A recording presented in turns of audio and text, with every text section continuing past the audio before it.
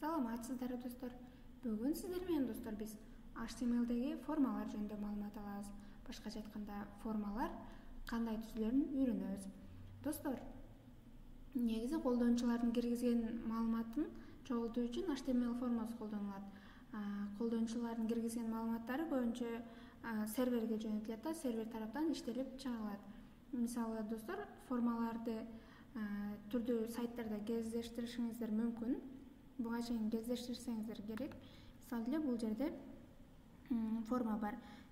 Бул жерде кандайдыр бир өзүңүздөргө Gmail аккаунт түзүп атканда ушундай маалыматтарды киргизүүнү талап кылган форма ачылат. Бул дагы достор өзүнчө бир форма. Жана ар бир сайтта жок дегенде бирден форма кездешиши мүмкүн. Мисалы интернет-магазиндерди алсак, интернет-магазинде дагы формалар кездешет. Бул жерде кнопкада бул форма болуп эсептелиши мүмкүн. Же болбосо, мисалы бир эле бул кийимди тандап атканыбызда, эгерде бул кийимди ала турган болсок, анын размерин көрсөтөбүз. Бул жерде размери турат. Бул жерде дагы өзүнчө бир форма достор. Андан кийин аны жөнөтүп атканда, мисалы бул кийимдерди ала турган болсок, аны ала турган болгонубузда бул жерде дагы өзүнчө бир форма турат достор.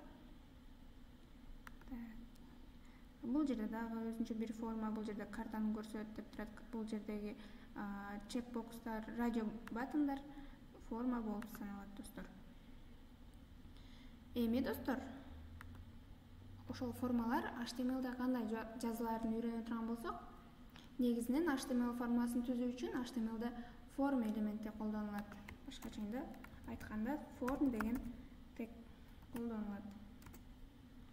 Достор, бул form элементи өзүнө бир канча маалыматты киргизүүчү элементтерди камтышы мүмкүн. Мисалы алар кнопка болушу мүмкүн, текст талаалары болушу мүмкүн, же болбосо радио баттондар, баскычтар, же болбосо белги кутучалары болушу мүмкүн да. Андан кийин бул формдун өзүнүн action деген атрибуту бар. Бул action деген атрибуту өзүнө ушул биз киргизген маалыматтарды жөнөтүү үчүн колдонулган адрести камтыйт. Мисалы бунун мааниси бир сервердин адреси болушу мүмкүн да. Биз жөнөтө турган маалыматтарды жөнөтө турган сервердин адреси болушу мүмкүн. Буну достор кийин JavaScript'ти үйрөнгөндө кеңири токтолобуз. Азырынча көп маани бербей турсак болот. Эми достор, башында айткандай эле бул форм теги ичине маалыматтарды киргизүүчү элементтерге коробка же болбосо контейнер сыяктуу колдонуларын айттык. Эми ушул контейнердин ичинде кандай элементтер бар экенин үйрөнсөк, биринчи элемент бул input деген элементин ала турган болсок, бул input элементи өзүнө type жана name деген атрибутту камтыйт. Бул жерде type дегенибизде достор, input'тун типин көрсөтөбүз. Бул input негизи текст типиндеги болушу мүмкүн, же радио баттон типинде. Эң алгачкы эле текст типиндеги input'ты ала турган болсок, жана name'i бир бул киргизилүүчү маалымат кабыл алуучу элементтин аты болуш керек да. Мисалы name'i username деп турган болсок, эми буну иштетип көрөлү достор браузерден. Иштетип көрсөк, бизге бул жерде input элементи чыкты. Буга өзүбүздүн атыбызды жазсак болот. Мисалы ушундай киргизүүчү элемент.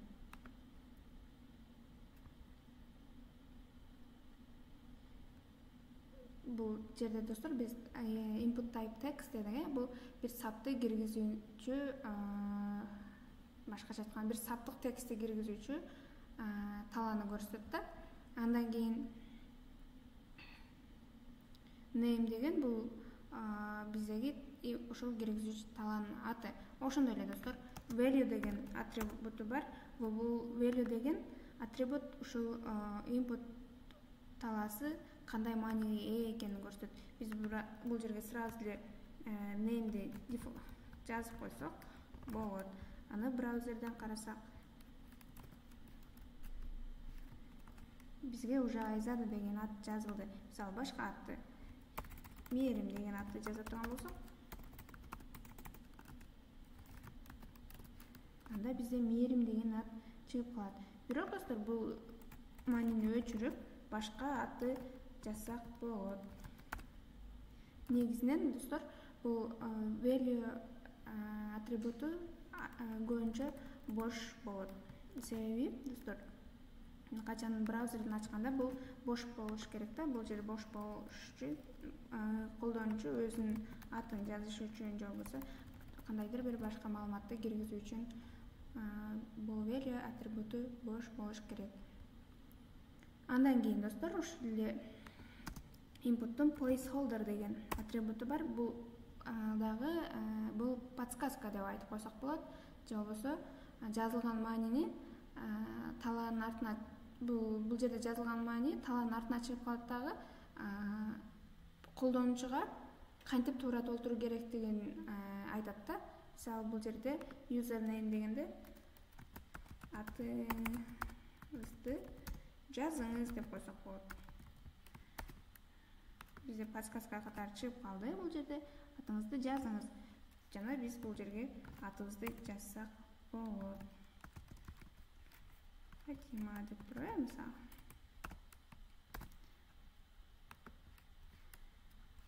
Ошондой эле достор, бул placeholderдеги жазылган нерсе, типа подсказка, бул серверге жөнөтүлбөйт. Бул жөн гана браузерден колдонуучуга кантип толтуруу керектиги тууралуу маалыматты айтып турат да. Ошон үчүн бул серверге жөнөтүлбөйт достор. Андан кийинки input'тун тибин ала турган болсок, input type password деген бар. Password name user password десек, бул деген достор, биз бул жерде жазып атканыбызда биздин жазган текст көрүнүп турат да. Бул деген бул жерде достор, биздин жазган текст көрүнбөйт, ал жылдызчалардын жардамы менен чыгып калат. Же болбосо мындай тегерекчелердин жардамында чыгып калат достор.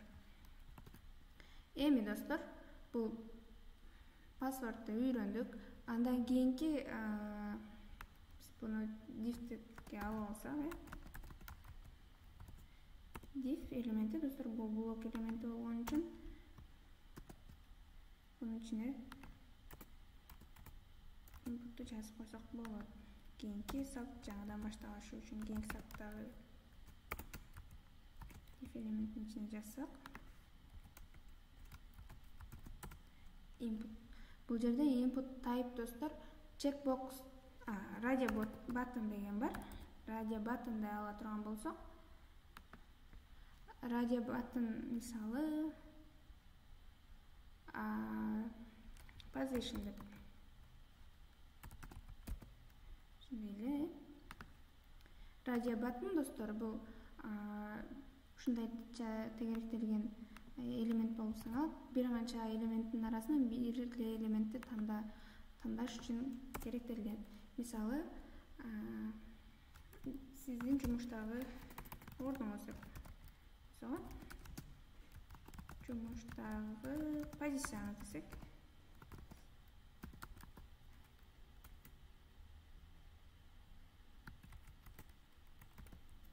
Сиздин жумуштагы позицияңыз дедик. Эми бир канча бизде элемент болсун.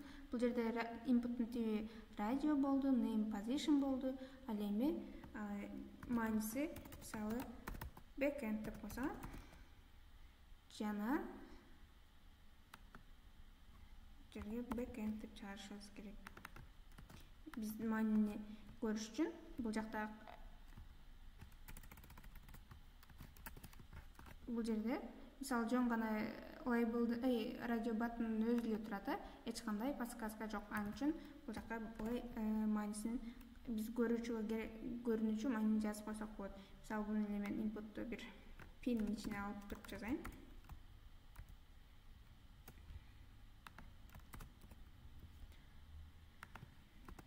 мындайча жазсак, будан бир канчаны түзүп алсак, мисалы backend, frontend,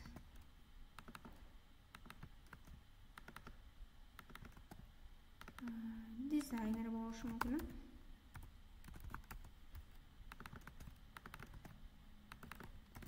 Manager болушу мүмкүн.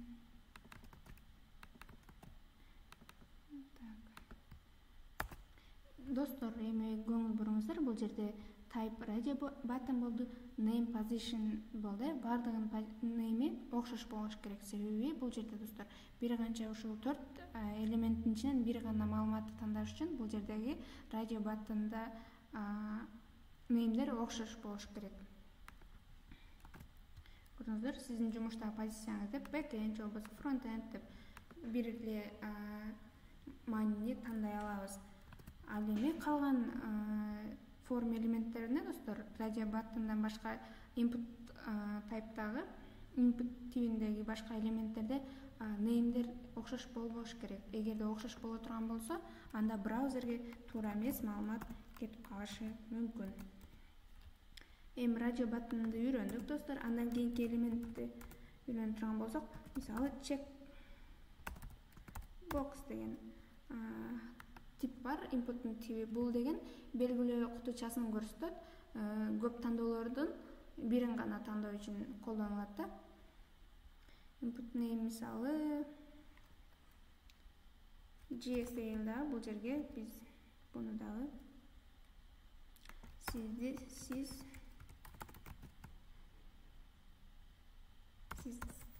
кайсы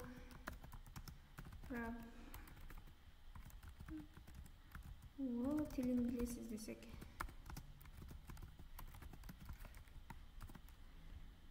жана буну да p элементин ичине алып жазып көрөлү.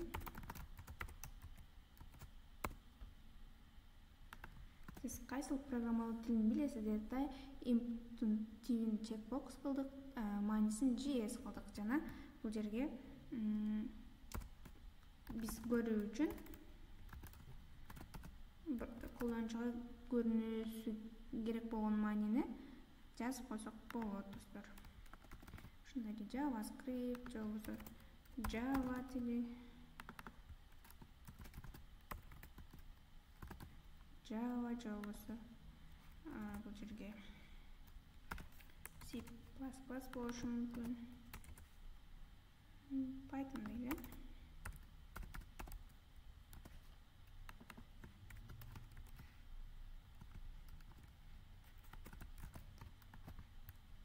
Эми карайлы достор, буну иштетип көрсөк, бул жерде бизге бир канча маалыматты тандай турган кутуча пайда болду. Мисалы, сиз кайсыл программалоо тилин билесиз дегенде, колдонуучу бардык программалоо тилин билиши мүмкүн, же болбосо бир гана JavaScript программалоо тилин билиши мүмкүн, же JavaScript менен Java программалоо тилин билиши мүмкүн. Мындай көп тандоолордун бир канчасын тандоо үчүн керек болгон кутуча бул checkbox кутучасы. Ал эми бул жакта болсо көп тандоолордун ичинен бир гана тандоону керек кылган кутуча бул radio button кнопкасы кутучасы болуп саналат достор. Ошондой эле input'ун дагы бир тиби достор. Input өзүнө бир канча типтерди камтышы мүмкүн, айтып кеттим го. Эми input'ун файл деген тиби болушу мүмкүн. Файл мисалы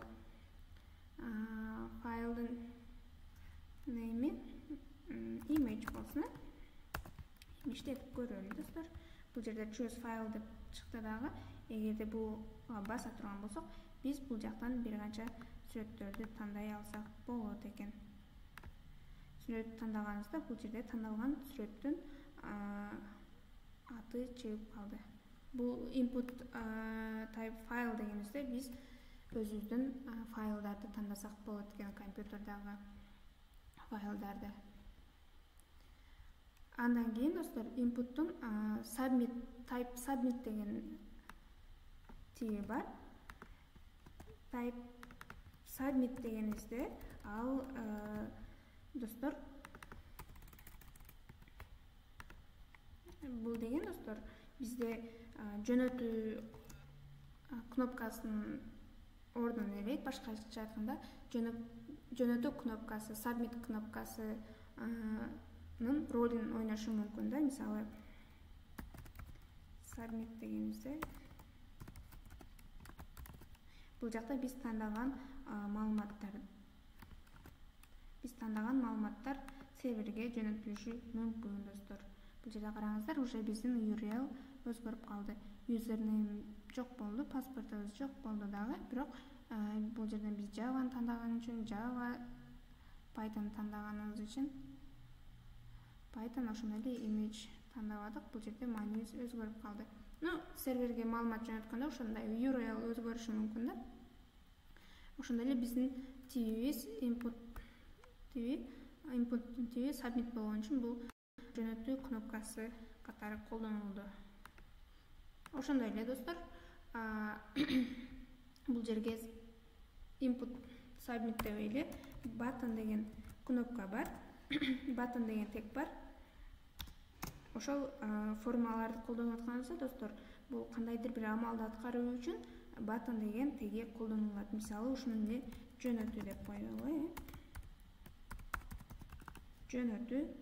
Жана бул эгерде маалыматты серверге жөнөтө турган болсок, анда кнопканын тиби submit болуш керек достор.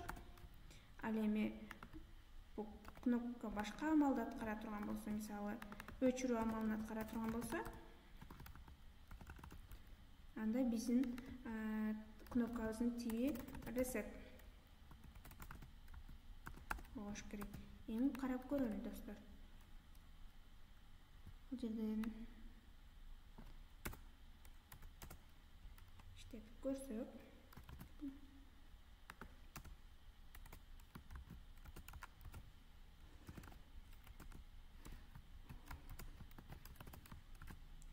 достор, биз бул жерде атыбызды жазалы, Айзада деп жазып, паспортты жазалы, кандайдыр бир паспортты, жана бул жактан позициябызды жазып, андан кийин билген тилдерибизди тандап туруп, файлды да тандап, кандайдыр бир файлды. Аны серверге жөнөтүү үчүн жөнөтүү баскычын бассак, биздин маалымат уже серверге кетти достор. Эгерде же болбосо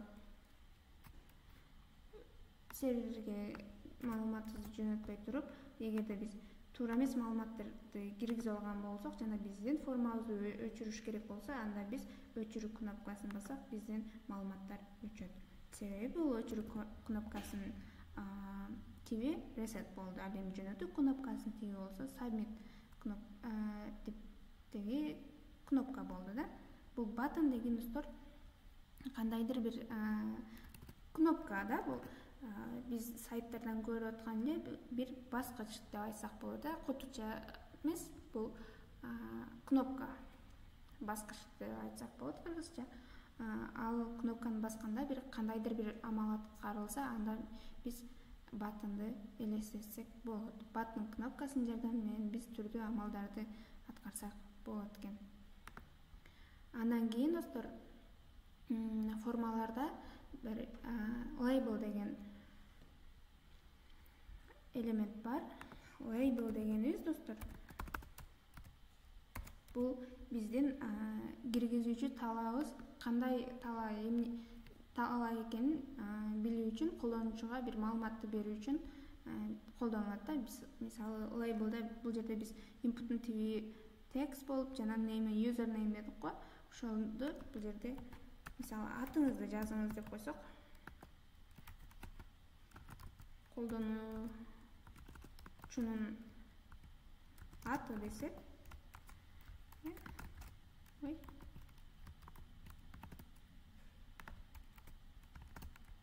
колдонуучунун аты, ошондой эле бул жерге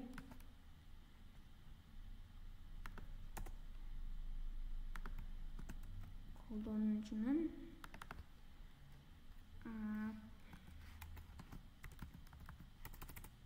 пароли деп койсок болот да.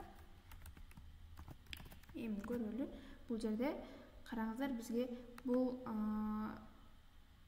input, бул жердеги кабыл алуучу талаа эмне экенин түшүндүрөт да. Бул жерге эмнени жазыш керектигин бул лейблдин жардамы менен жазып алсак болот. Атыңыз жазыңыз, колдонуучунун аты деген үчүн типа бул дагы бир колдонуучуга болгон жардам да.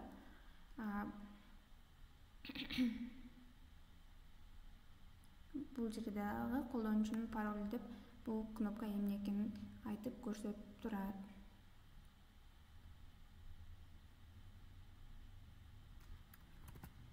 Ошол достор, ушундайча форма элементтери жөнүндө маалымат алдык достор. Айтып кетчү нерсе дагы бир input'та бир элементте бардык эле форма элементтеринде бир disable деген атрибут бар. Disable деген атрибут достор биздин элементти активдүү абалдан чыгарып коет да. Бул disable болгон элементке маалымат киргизүү мүмкүн эмес болуп калат. Мисалы disable деп туура эмес айтып атырмын. Эми караңыз достор, бул жерде биздин элементибиз активдүү, бул жерге маалыматты киргизсек болот. Ал эми бул жерде бул элементибиз активсиз абалга келип калгандыгы үчүн, disabled абалына келип калган үчүн бул жерде эч кандай маалымат киргизе албайбыз.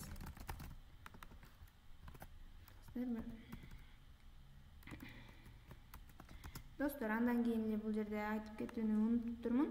Input элементинде input type радио болгондо же болбосо checkbox болгондо биз дефолт түрүндө кайсыл элемент уже бул жерде карасаңыздар эч бир элемент белгиленбей турат. Биз аны дефолт түрүндө белгилеп койсок болот. Ал деген checked деген атрибут бар. Ошол атрибуттун жардамы менен биз сразу эле кайсыл элемент белгиленип калыш керектигин көрсөтсөк болот. Мисалы биз backend дегенге checked атрибутун бердик, ошон үчүн биздин атрибут сразу белгиленип калды. Бирок биз буну өзгөртсөк болот. Ошондой эле бул жерде checked элементин checkbox'та кыла турган болсок, мисалы бизде Python деген өзү эле белгиленип калсын десек, эми карасак Python дегенибиз өзүнчө уже белгиленип калды. Аны да өзгөртсөк болот достор. Башка маанилерди тандасак болот. Достор, ушундайча биз сиздер менен форма элементтери жөнүндө маалымат алдык. Кийинки сабакта жолукканча саламатта калыңыздар.